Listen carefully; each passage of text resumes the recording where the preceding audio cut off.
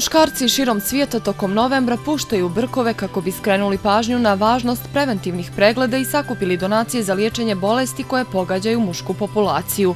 O simbolici nošenja brkova u crnogorskom društvu nekad i sad govorimo u jutarnjem programu.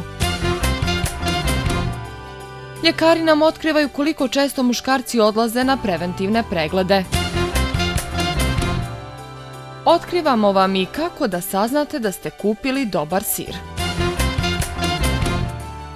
Pogledajte kako će Ministarstvo nauke pomoći kreatorima inovativnih projekata i kako će nagraditi naučna dostignuća. Saznajte i koja će velika imena iz svijeta glume prisustvovati Međunarodnom festivalu glumca u Nikšiću. Pogledajte i koje će filmove s Dustinom Hoffmanom prikazati Kulturno-informativni centar Budo Tomović.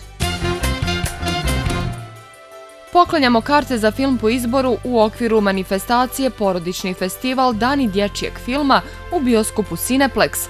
Nagrađujemo vas i kartama za koncert Đorđa Davida u kicu Budo Tomović. Glavne naslove dnevne štampe komentariše Predrag Nikolić iz Monitora.